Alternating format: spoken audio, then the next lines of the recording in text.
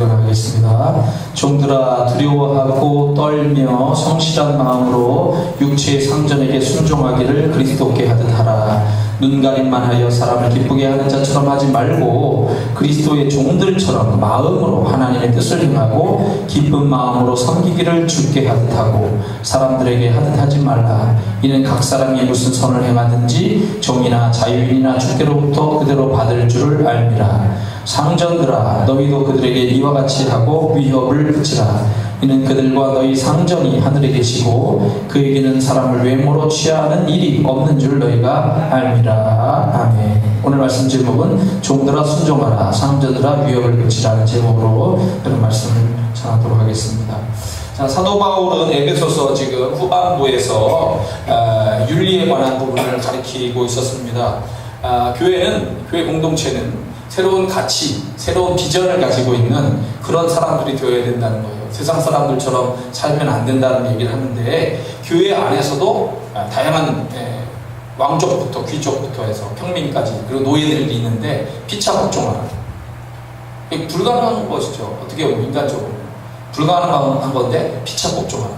그리고 가정 안에서 그 남편은 아내를 사랑하고 또 아내는 남편을 존경하고 순종하고 또 자녀와의 관계에서도 적절한 교육이 이루어지도록 해야만 된다. 이런 얘기를 하고 있습니다. 그리고 이제 종인, 노예를 얘기를 하는 거고요. 상전이 주인, 이 관계를 말씀을 하고 있는 겁니다. 노예와 이 주인 사이에 어떻게 행해야 되느냐.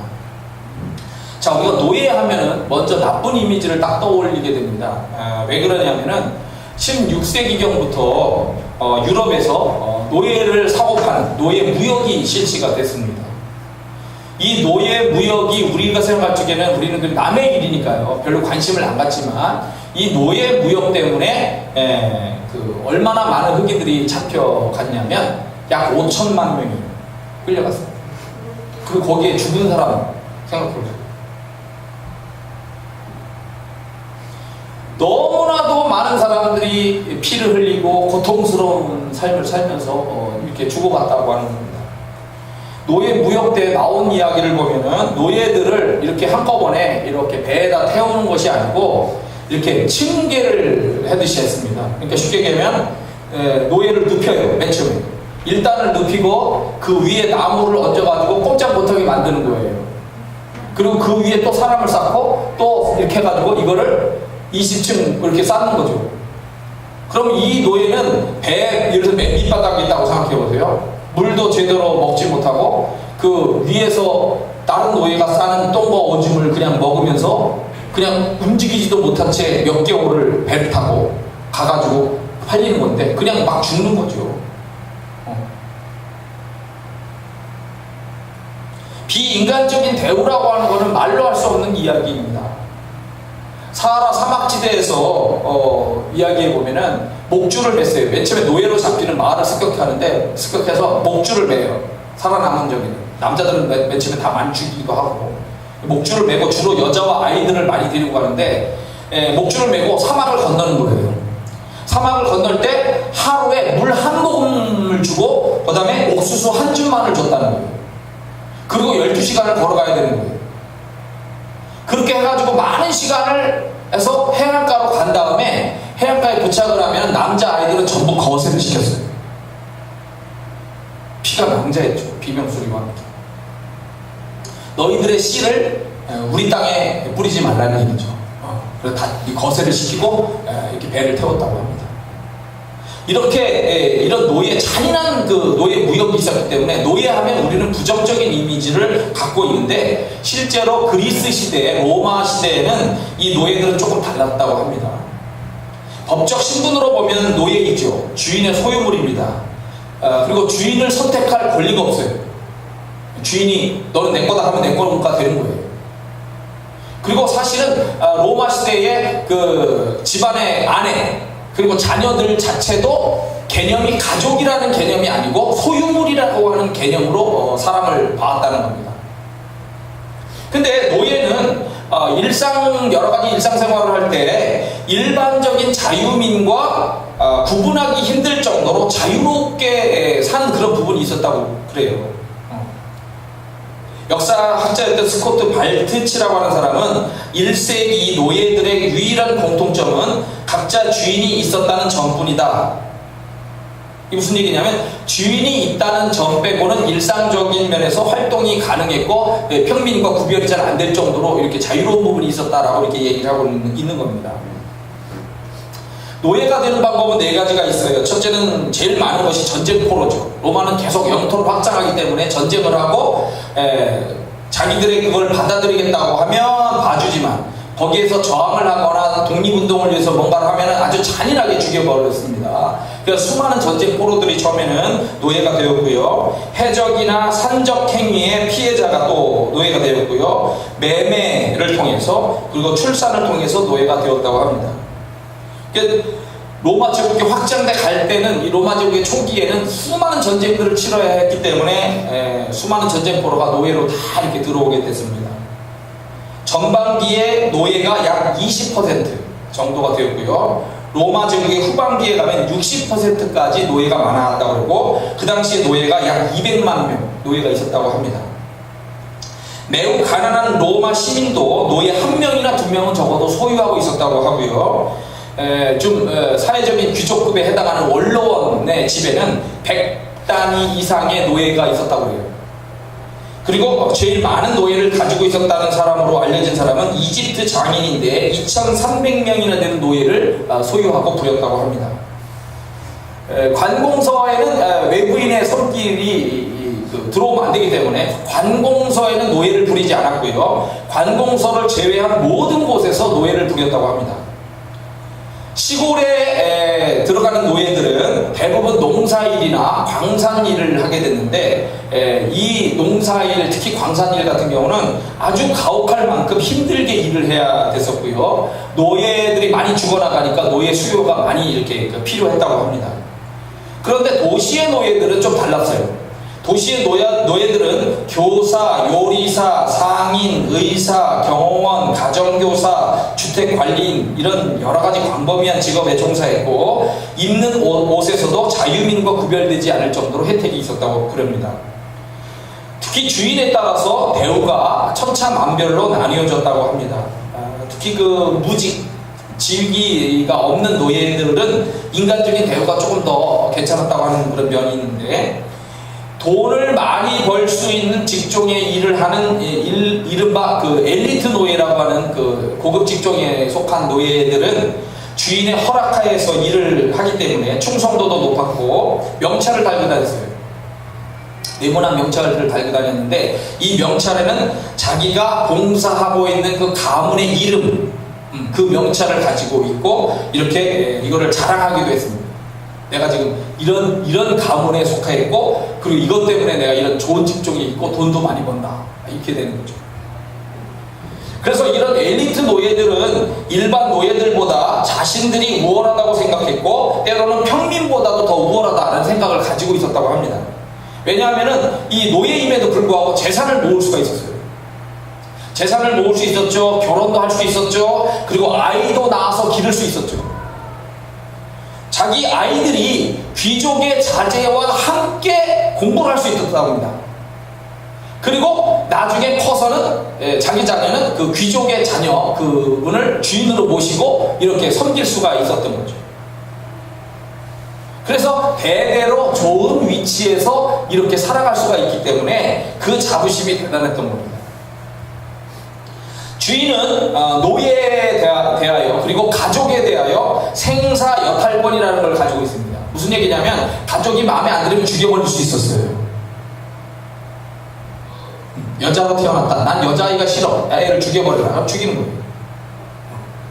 또 내 마음에 아이가 막 사춘기가 오면서 저항을 하잖아요. 마음에 안 들어. 그럼 아이 죽여버려. 할 수 있어요. 노예도 마찬가지지만 가족에 대해서도 재산이라는 관점으로 봤기 때문에 아버지의 이 가부장적인 권한은 막강하기 때문에 마음대로 생명을 좌지우지했어요. 그리고 얼마든지 자기가 원하면 폭행할 수 있고 성폭행도 늘상 일상적으로 다반사로 일어나는 이런 문제였어요. 저항할 수가 없어요.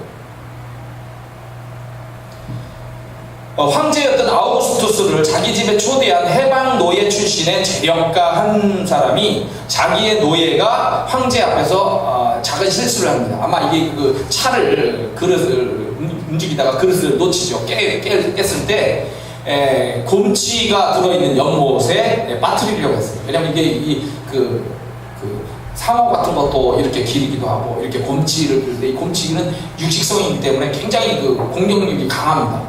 그런 데다가 사리오처럼 그냥 던져서 놓으면 그냥 달려들어가지고 뜯어먹으니까 죽여버리는 거죠. 자그마한 실수에도 용납을 못하는 거예요. 근데 황제가 말려가지고 겨우 살았다고 그럽니다. 부하고 권력을 가진 주인을 모시고 있으면 그 노예의 삶의 질과 사회적인 대우도 굉장히 좋았다는 거예요. 노예는 기본적인 그 원칙이 무조건 충성입니다. 주인이 잘못을 해도 그걸 함부로 얘기할 수 없어요. 무조건 충성입니다. 무조건 복종이에요. 그리고 자기 주인의 명성을 위해서 헌신하고 목숨을 걸어야 합니다. 자기 주인의 이름이 높아지는 것이 자기의 영광이 되는 거예요. 노예는 자기가 맡은 일에 책임을 다해야 했고 실수나 실패에는 징계가 당연히 주어졌으며 성공에는 보상이 있었습니다. 그 보상 중에 때로는 돈을 주기도 하고요. 제일 큰 보상은 자유민이 되도록 만들어주는 거예요. 그건 어마어마한 혜택이 있겠죠. 근데 내가 주인을 위해서 주인의 허락하에 돈을 벌면서 주인의 그 자산을 높여 이렇게 하게 될 적에 내가 이제 돈이 많아질 수가 있습니다. 돈을 모을 수가 있어요. 그래서 얼마 정도의 돈을 모을 수 있냐면 3만 세스테르티우스. 우리 이제 보통 성경적인 표현으로 하면 이게 원래 세겔이라는 단어가 원래 이제 그 유대인들만의 돈 화폐 개념인데 로마 화폐에서도 개념상으로는 세겔이라고 할 수 있는 은화가 있어요. 그걸 원래는 세스테르티우스라고 하는 정확한 명칭이 있습니다만은 여하튼 3만 세겔 정도 3만 세겔 정도의 돈을 모을 수 있다면 자유인이 될 수 있었어요. 근데 이게 엄청나게 큰 돈입니다. 왜냐하면은 이제 일단 하루를 사는 일당이 1데나리온이에요. 1데나리온의 돈인데 이 1데나리온은 4세겔이에요. 4세겔 정도. 4세스테르티우스. 근데 데나리온으로 환산할 적에는 7,500데나리온을 모으면 이것이 3만 세겔이 되는 거예요. 3만 세겔을 내면 내가 자유인이 될 수 있습니다. 근데 로마 군단의 이 병사가 연봉으로 받는 돈이 얼마냐면 225데나리온이었답니다. 300데나리온이 안 됐어요. 225데나리온이고 나중에 이제 병사로서 이제 은퇴를 하게 되면 연금을 퇴직금을 받는데 그 퇴직금이 5,000데나리온이었다는 거예요. 근데 노예가 7,500데나리온을 모을 수 있느냐? 모았다는 거예요. 모아가지고 자유인이 될 수 있었던 거죠. 일을 잘하면 그렇게 되는 겁니다. 그런데 노예들 중에는 돈이 많음에도 불구하고 자기가 자유인이 되는 걸 싫어하는 노예들이 생겼다는 거죠. 왜냐하면 내가 자유인이 되면 이제 내가 내 스스로 일을 해야 되는데 그것보다 힘과 권력을 가진 주인 밑에서 노예로 이렇게 일을 하는 것이 돈도 잘 벌고 권력을 가지고 있게 되기 때문에 그래서 그냥 그 노예로서 계속 살면서 돈을 벌고 그 지위를 계속 유지를 하려고 했었던 그런 사람들이 많았다는 거예요.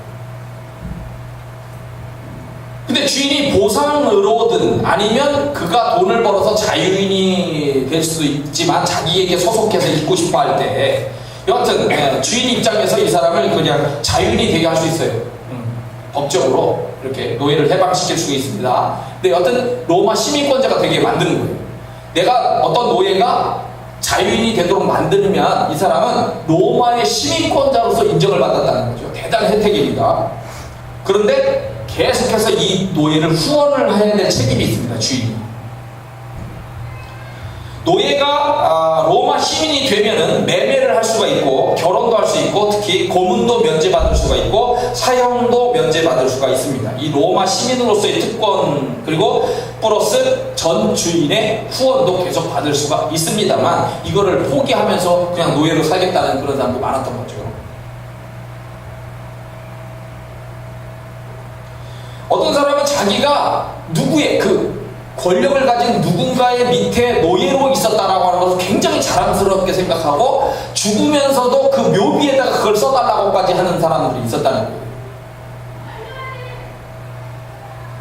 내가 자유인이 되었지만 주인의 후원 아래에 계속 있게 될 경우에 계속해서 그 주인을 누구로 섬기냐면 아버지로 섬겼어요. 노예는 아버지가 없다고 보는 거예요. 내가 원래 나를 낳게 낳은 아버지가 있지만 그건 진짜 아버지가 아니라는 거죠. 노예가 되면은 나의 아버지는 주인이 아버지가 되는 거예요. 그래서 내가 주인으로부터 돈을 모아가지고 독립을 하거나 보상을 받아서 독립을 했다고 할지라도 나의 아버지는 누구냐면 그 전 주인이 아버지예요. 그래서 그 전 주인 아버지를 항상 모시고 끊임없는 봉사를 또한 해야만 되는 겁니다. 가끔 가다가 그 주인에게 입양이 되어서 상속자가 되는 노예도 있었습니다. 왜냐하면 자기 아들이 이렇게 나가가지고 전쟁에 죽을 수도 있는데 노예를 많이 부리니까 애를 많이 낳을 것 같죠? 근데 로마 사람들은 애를 낳는 걸 싫어했어요. 그래서 한 집에 보통 2명, 많은 아이를 낳지 않고 2명 정도 낳다가 이 아들이 아들로 태어나가지고 만약에 이 전쟁터에 나가 죽을 수가 있고 이렇게 하잖아요. 그러면 이제 아들이 없는 거예요. 그럼 이제 노예를 자기 상속자로 삼아가지고 이렇게 자유인으로 키우고 이렇게 할 수가 있어요. 가족 구성원이 되는데 과거의 신분에서부터 탈출하게 되고 영광을 얻게 되는 거죠. 이런 노예들. 우리가 배너라고 하는 영화 여러분 보신 적 있죠? 배너에 보면 유대인 남자 있고 어떤 이 배너가 이제 그 로마 장교가 이렇게 입성을 하죠. 이제 그 총독인가요? 이렇게 그 처음에 들어오게 되는데 여동생이 2층에서 이렇게 내려다보다가 잘못해가지고 이 기와를 놓쳐요. 기와를 건드리는 바람에 기와가 떨어져가지고 그 장군이 말에서 떨어졌어요. 마치 공격을 했다라고 인정받아가지고 이 노예로 끌려가게 되는 거예요. 여동생이 내가 대신 가겠다 해서 오빠가 가는 거죠. 배너가. 그래도 가가지고 결국 팔려가지고 어디로 갔냐면은 그 해군의 배의 밑에 그 노젓는 노예가 된 거예요. 그래가지고 장군을 모신 그 장군 배에서 노예가 돼서 배를 타고 운행을 하다가 이제 해전이 벌어지죠. 해전이 벌어져가지고 싸움이 벌어졌는데 적들이 이 장군이 탄 배를 먼저 공격하자 해가지고 이 배가 침몰이 되는 거예요. 그 극적으로 열쇠를 마지막으로 그 나가는 그 병사가 던져주는 바람에 그 열쇠를 풀고 그 탈출을 시도해가지고 나왔는데 장군이 물에서 떨어져가지고 헤매고 죽어가는 거를 이 배너가 건져가지고 이제 그 살렸다 해가지고. 근데 전쟁은 이제 장군 배는 파괴가 됐지만 전쟁 전체는 이겼어요. 그래서 승승 이제 이겼다라고 하는 그 장군이 로마 황제를 뵈러 갔죠. 그때 이제 이 배너를 자기 상속자로 삼는 거예요. 황제에게 허락을 받아요. 이 사람을 내 상속자로 삼겠습니다. 아들이 없기 때문에. 그래서 배너가 장군의 아들이 돼가지고 고향으로 돌아올 수 있는 이런 기회가 됐고, 고향으로 돌아와 보니까 엄마하고 그 누이는 문둥병에 걸려가지고 문둥병 그 자들이 있는 그 굴에 있는데 예수님이 그때 나타나시죠. 활동을 하실 때 예수님에게 이제 그 은혜를 받아가지고 그 가족들이 문둥병에서부터 해방되는 이런 이야기가 배너 이야기예요. 물론 배너를 만든 그 사람들은 예수님에 대해서 적대감을 가지고 예수라고 하는 분은 없다, 예수의 역사는 없다, 이런 걸 부정하려고 도서관에 가서 예수에 관해서 연구를 하다가 예수님을 받아들이고 만난 거예요. 그래서 예수님에 관한 영화를 만들고 그 배너라고 하는 영화가 전 세계적으로 그 히트를 치게 되죠. 근데 하여튼 중요한 건 신분의 변화가 있을 수 있다는 거죠. 또 특이한 것은요, 노예들이 이렇게 살 때 반란을 꾀하는 노예가 있어요. 그죠? 저항을 가지고 있는 노예들이. 그래서 때로는 주인을 암살하고 죽이고 도망치는 노예들이 있어요. 그리고 때로는 우리 가문, 이 가문에 저항하는 어떤 반대 세력들이 항상 있잖아요. 반대 세력에서 암살자를 보내서 이 사람을 주인을 죽일 수가 있어요. 그래서 이 노예들이 경비도 서고 일을 하는데 이 주인의 암살을 만약에 못 막았다고 하면은 그 집안에 있는 모든 노예들은 그 책임을 물어서 수십 명이든 수백 명이든 다 죽었어요.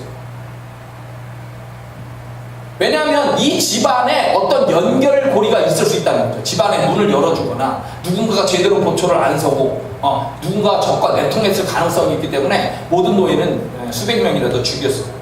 그리고 그 죽인 살인범에 연관된 어떤 집안이 있다. 그러면 그 집안에 벌을 내리고 거기에 있는 노예들도 다 죽였어요. 61년에 로마시의 행정장관이었던 페다니우스 세쿤투스라고 하는 사람이 침실에서 노예에게 살해된 채 발견이 됐습니다.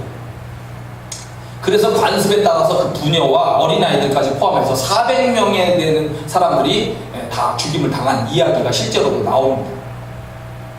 근데 이렇게 노예들이 무슨 책임이 있냐 해서 반대 여론도 생겼고, 평민들이 처형 반대 시위를 벌이자 원로원에서 그런 이야기를 듣고서 공식적인 논의를 거친 다음에 처형을 막자라고 이렇게 이제 얘기가 나왔지만, 결국 네로 황제가 그렇게 하면 안 된다 하고 다 죽여버렸어요. 노예가 만약에 물건을 훔치거나 도망칠 경우에 잡히면 그 노예의 이마에는 F라고 하는 상징의 숫자를 썼어요. 이게 도망자라고 하는 뜻을 글자를 새겼고요. 그리고 때로는 혹사시키는 일을 시키고, 그리고 때로는 죽이기도 하고, 도망친 노예만을 특별히 잡아다가 바치는 그런 그 전문 노예잡이들도 있었다는 거예요. 우리 드라마에도 있었죠. 추노였나요? 추노. 노예를 추격하여 잡아가지고 돈 거래하는 그런 전문 그런 노예잡이들도 그런 있었다고 합니다. 성경에 보면은 오네시모라고 하는 종이 등장합니다. 사도 바울이 목회를 하다가 어느 날 한 노예를 만났는데, 이 노예가 자기가 오네시모라고 하는 노예라는 거예요. 자기는 자기 주인에게서 도망쳤다는 거예요. 그 주인이 누구냐고 알아보니까 빌립보라고 하는 그런 그 주인이었어요. 그래서 그 주인에게 편지를 쓴 것이 빌립보서야. 지금 뭐라 그러죠? 하여튼, 그런데 중요한 것은 그 오네시모를 소개를 하면서 사도 바울이 뭐라고 얘기하냐면, 원래 노예가 도망치는데 도망친 노예를 숨겨줘도 이게 법적인 제재를 받아요. 그렇기 때문에 사도 바울 입장에서는 오네시모가 이렇게 도망쳐 와가지고 여기 와서 나를 만나고 기독교적인 신앙을 받아들이고 형제가 됐다는 거예요. 그러니까 너가 그리스도의 사랑으로 믿고 죽이고 싶은 생각도 있겠지만, 그 그리스도의 사랑으로 네가 형제로서 받아주고, 그리고 이게 주님의 일꾼이 되었으니까 좀 이렇게 주님의 일도 같이 할 수 있도록 이렇게 허락해다라고 편지를 쓴 거죠. 그래서 사랑에 대한, 용서에 대한 이런 거를 촉구한 얘기가 나오게 되는 거예요. 자, 아버지가 가부장의 그 권한을 가지고 가족들에 대해서 죽일 수 있는 생사 여탈권을 가지고 있다고 그랬잖아요. 그런데 이 더 놀라운 것은요, 아버지가 자기 자녀를요, 말을 안 듣잖아요. 죽이는 것뿐만 아니라 노예를 팔 수 있었어요. 몇 번까지? 3번까지. 자기 자녀가 말을 지겹게 안 듣잖아? 노예를 팔아버려. 몇 번까지? 3번까지. 그럼 3번이 만약에 지났다. 3번이 지나면은 이 자녀는 아버지의 지배권에서부터 벗어날 수 있도록 또 은총을 베풀어줬어요. 하여튼 희한한 로마법입니다. 로마 제국의 후기에는 기독교가 이제 공인화되죠. 기독교가 공인화되면서 만민이 평등하다, 하나님께서 만드신 모든 사람들이 동일한 인간이다라고 하는 이런 세상의 이야기들이 퍼져나가게 되면서 노예들에 대해서 좀 이렇게 가혹한 행위들이 좀 줄어들고 노예들의 삶이 전반적으로 개선되었다고 이야기합니다. 그리고 유스티니아누스의 로마법 대전에 노예 관련법 개정을 보면은 어떤 이유로든 주인이 노예를 죽이거나 신체 일부를 절단하는 따위 행위를 하지 못한다라고 하는 이런 그 법도 있었습니다. 이 노예에 대해서 이렇게 지금 여러 가지를 알아야 되지만 설명이 되기 때문에 이런 설명을 좀 드리고요. 하나 마지막으로, 로마의 그러면 노예들이 반란을 띄울 수도 있잖아요. 그죠? 자기들이 지역에서 같이 이렇게 데리고 몸을 당해가지고, 그럼 자기와 뜻과 뜻이 비슷한 사람들을 모아가지고 반란을 일으킬 수 있잖아요. 실제 있었어요. 중요한 2가지 사건이 있었는데, 하나는 에우누스라고 하는 시리아 노예가 기원전 135년에서 132년까지 시칠리아에서 노예를 이끌고 싸웠다고 합니다. 자신을 예언자라고 했고 이상한 환시 능력이 있다 이렇게 하면서 퍼뜨리고 다니면서 사람들을 모아서 저항을 한 그런 그 이야기가 있고요. 최고의 노예 반란으로 알려진 것은 기원전 73년에서 71년까지 스파르타쿠스라고 하는 이 노예의 반란입니다. 이 반란군이 순식간에 수만에서 수십만 명까지 모아져요.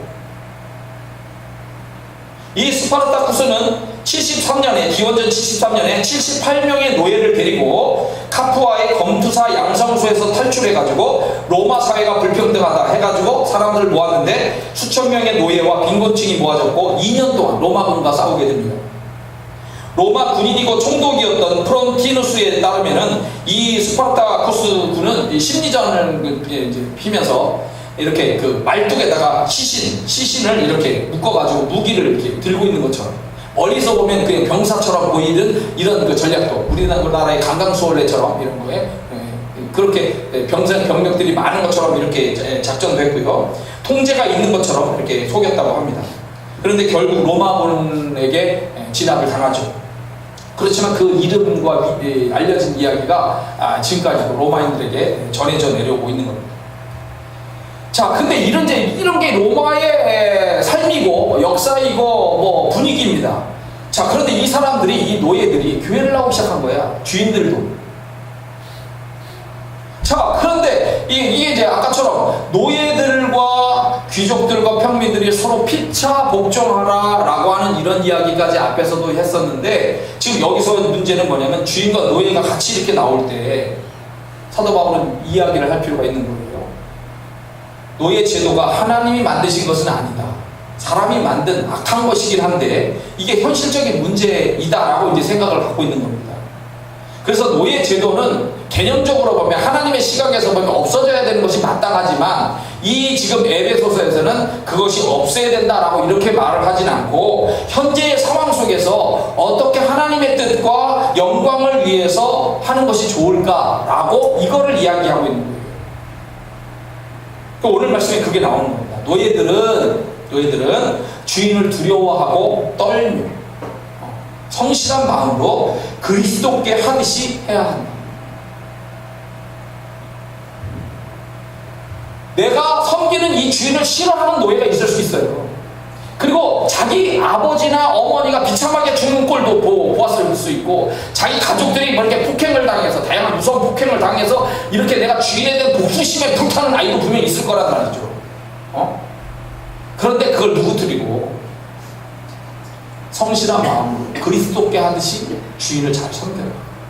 그리고 단마음이라는 표현을 해서 단마음이 우리가 달다, 예쁜 마음 이런 마음으로 생각할 수 있는데 원래 원어적인 의미는 친절한 마음이에요.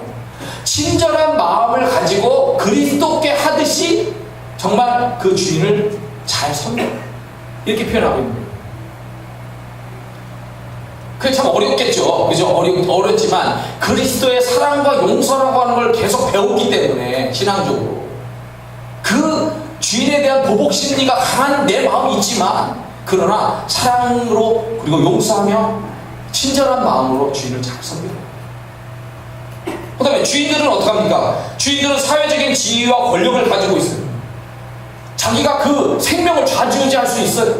그런데 그렇기 때문에 막대한 폭행하고, 그렇기 때문에 성폭행하고 그렇게 나쁘게 대하는 이런 막된 주인들도 있단 말이죠. 근데 그렇게 하지 말아라, 위협을 가하지 말아라, 폭력을 줄여라 라고 이렇게 얘기를 하고 있는 거예요.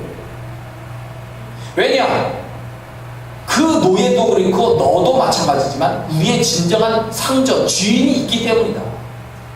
사실 하나님의 입장에서 보면 너나 나나 다 노예다, 이런 관점으로도 볼 수 있다는 거예요. 자녀지만 대명사항으로는 상정이 있다라고 하는 표현이, 너와 나는 사실 하나님의 입장에서 노예로 볼 수 있는 그런 면이 있는 거기 때문에 우리의 진정한 주인 대신 하나님의 보시 있기 때문에 그분이 원하시는 그러한 입장에서 우리가 조심하게 행동을 해야 되고, 그리고 우리가 노예에게 예를 들어서 징계를 내리거나 상을 주잖아요. 보상을 해주는 것처럼 하나님도 너 주인인 너의 행동을 보면서 징계를 내리거나 보상도 해주실 것이기 때문에, 그래서 내가 하는 행동들을 조심해서 하고 노예들을 막대하면 안 된다, 이렇게 얘기를 하는 거죠.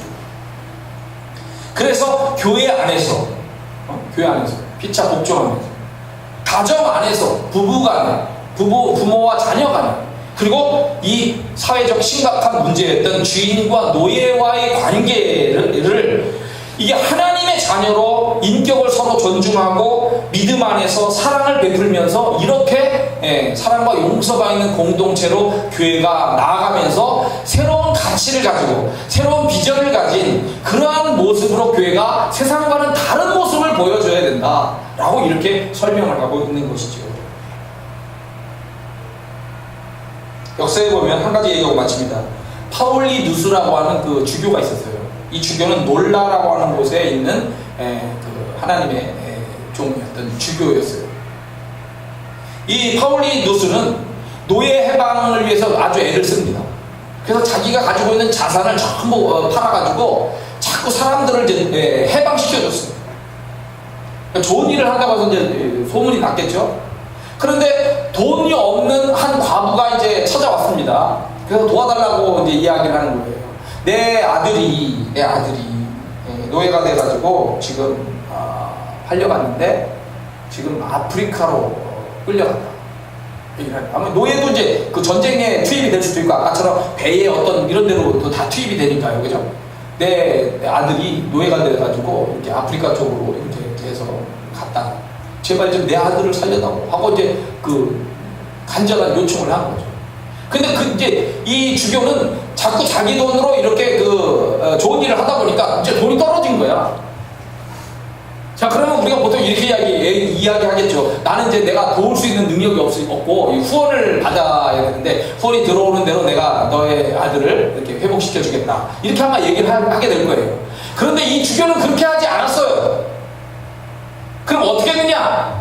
자기가 물어보러 그 아프리카를 찾아갑니다. 찾아가지고 그 노예를 데리고 있는 귀족을 만나요.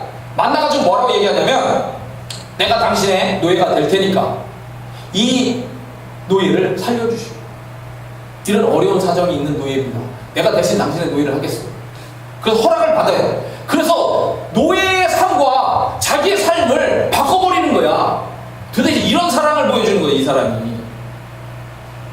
그리고 거기서 그 주인을 모시고 노예처럼 열심히 일을 하는 거야. 근데 자세가 다르잖아요, 그죠? 품위와 말과 이런 모습이 뭔가 다르잖아요. 그래서 나중에 물어요, 이 귀족이. 너 도대체 뭐 하던 놈이냐? 라고 좀 물었는데 알고 보니까 주교였던 거야. 그래서 충격을 받겠죠, 이 귀족도. 그리고 성실하게 했던 그 모습들을 기억하면서 보상으로 풀어주고 그 사람의 또 요청에 의해서 연관된 그 사람들도 다 해방을 맞이할 수 있도록 그 귀족이 은혜를 베풀어 주더라는 거죠. 저는 근데 그게 놀라운 거야. 노예에 대하여 해줄 수 있는 정도가 그 정도 자기 재산을 포기하면서까지 해줬으면 그거로 되지 않았냐 생각할 수 있는데 자기 인생 자체를 거기에다가 바꿔버리는 이게 너무나도 놀라운 거지. 그게 어떻게 가능하냐 이거죠. 근데 그게 뭐냐면 그리스도의 사랑과 용서의 은혜를 생각하기 때문에 내 영광을 포기하고 기꺼이 그의 삶을 바꾸는 거예요. 그게 놀라운 거죠. 우리는 그렇게까지 할 수 있는지 없는지는 각자에 맡기더라도 중요한 것은 교회 안에서 어떤 모습이어야 되느냐? 서로를 높이면서 사랑을 행하고 용서를 행하고 이렇게 삶을 살라고 사도 바울을 통하여 성령께서 말씀하고 있는 겁니다. 여러분도 제 삶도 이런 말씀들 잘 생각해 보면서 서로를 높이고 사랑 안에서 우리가 잘 이렇게 협력하면서 살아갈 수 있도록 그렇게 되기를 축원합니다. 다 같이 한번 기도하겠습니다.